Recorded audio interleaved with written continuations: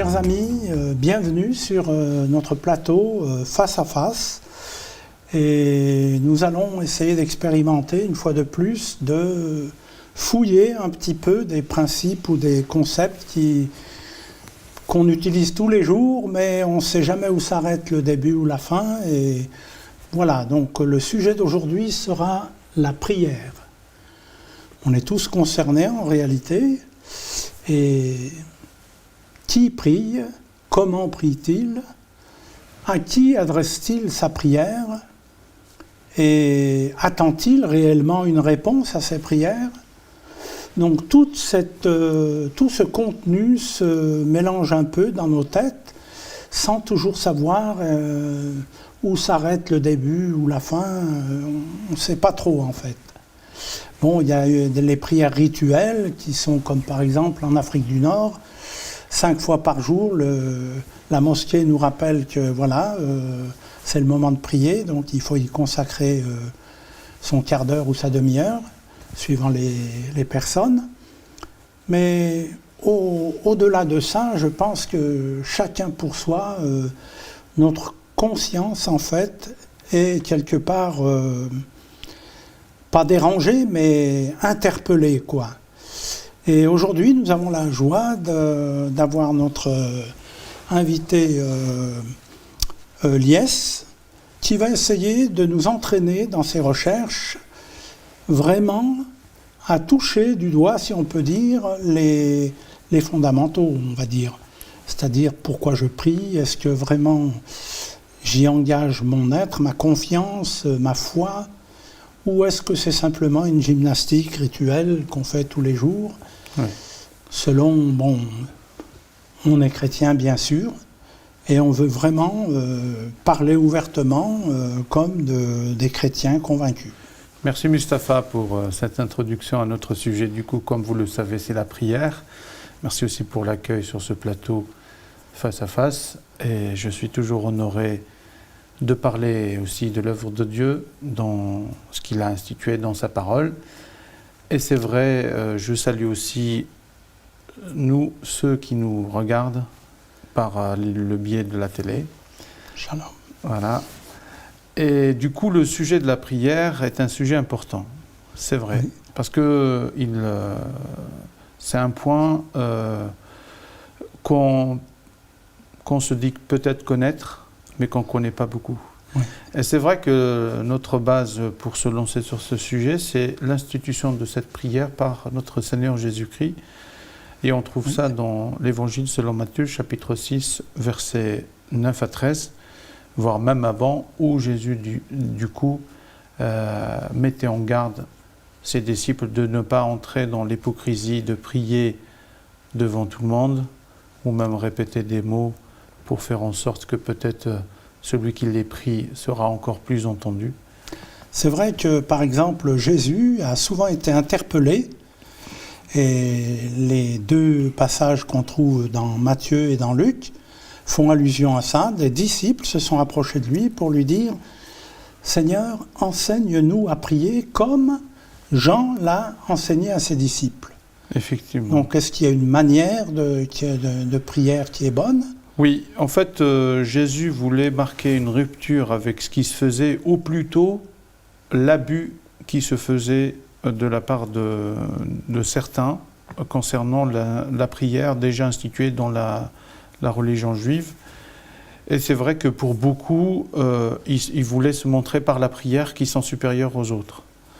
C'est ça, on se montre par ses prières. Je crois qu'il y a un endroit où il cite carrément, où il dit carrément ne faites pas comme ceux qui se mettent au coin de la rue pour montrer qu'ils prient, ou plusieurs façons. Et au-dessus des autres. Et c'est vrai que Jésus, notamment, on l'a même cité une parabole où un pharisien est monté dans une synagogue, ou plutôt il est rentré dans une synagogue, et pendant qu'il priait, il se vantait, il disait que je faisais ceci, cela, je donnais de mon argent.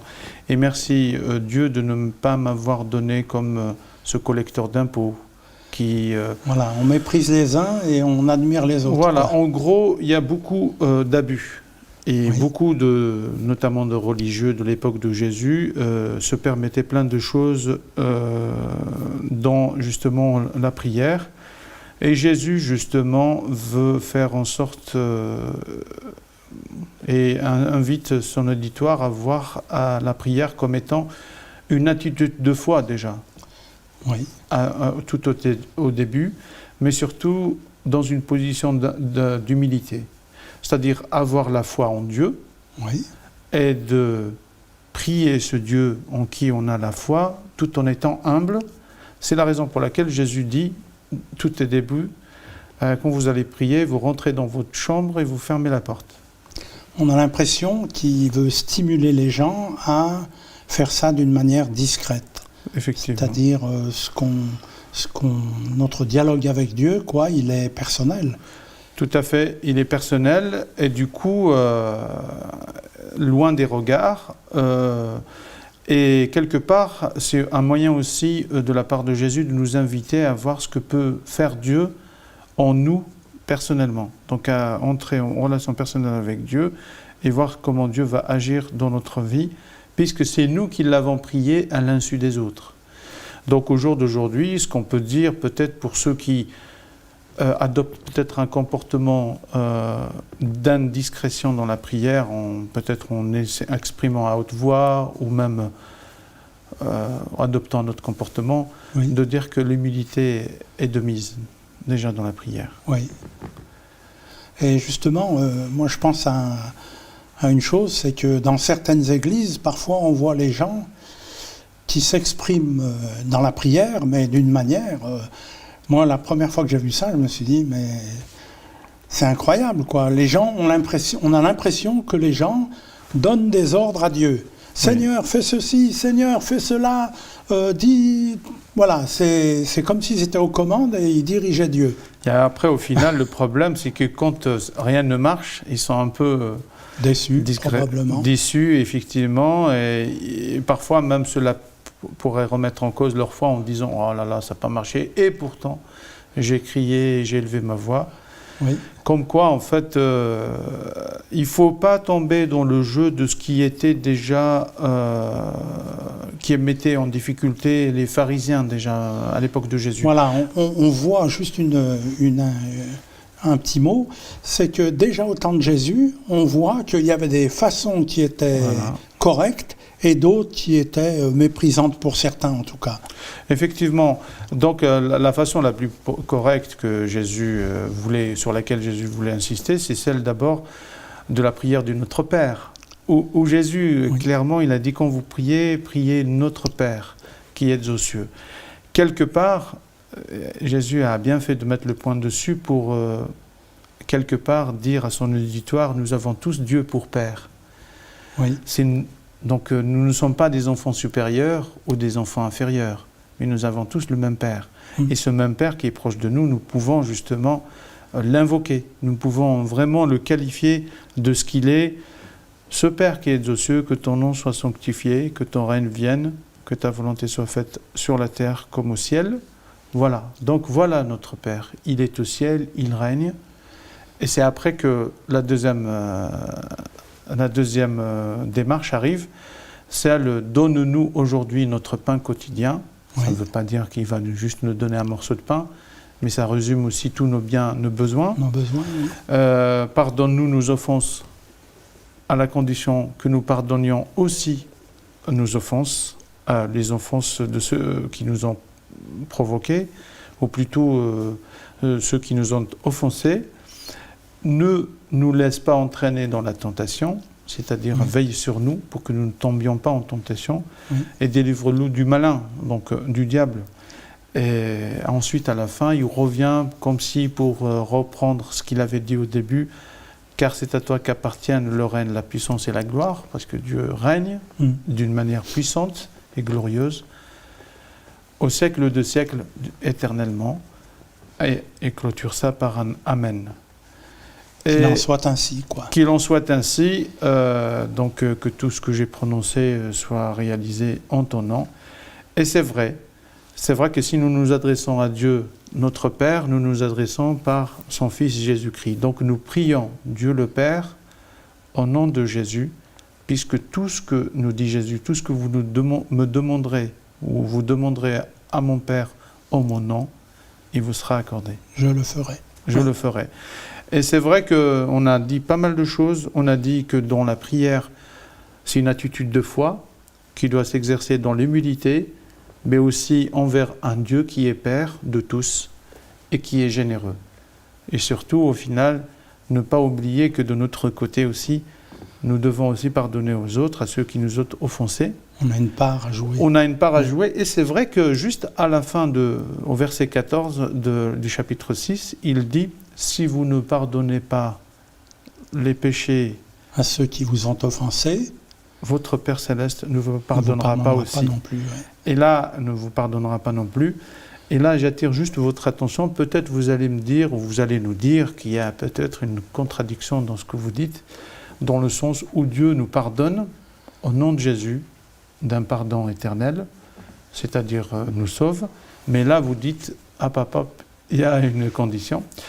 Cette dernière condition, si vous la mesurez bien, vous allez trouver que, normalement, un chrétien conscient qui a donné sa vie à Jésus est en mesure aussi de pardonner à ceux qui l'ont offensé. Donc un chrétien, par exemple, qui a du mal à pardonner, ça veut dire qu'il n'a pas tout compris à la question du pardon. Donc il n'y a pas de contradiction, mais c'est juste une histoire de dire, si nous voulons demeurer dans une relation de foi avec Dieu, nous devons aussi pardonner à ceux qui nous ont offensés.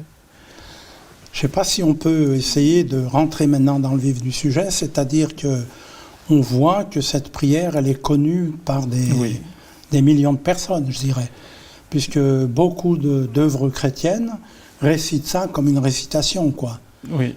Comme dans beaucoup d'autres religions aussi, c'est-à-dire c'est un texte qu'on a appris par cœur. Quand vient le moment de faire sa prière, on commence et on récite le chapitre, et puis voilà, on croit qu'on a prié. Oui, effectivement, peut-être certains lisent le début, quand Jésus est interpellé par ses disciples en disant « Apprends-nous à prier comme les disciples de Jean, à qui Jean leur a appris. » Mais c'est vrai que quand Jésus a dit « Quand vous priez, vous faites cela », et beaucoup le prennent au sens propre, donc ils le répètent, parfois d'une manière mécanique, régulière.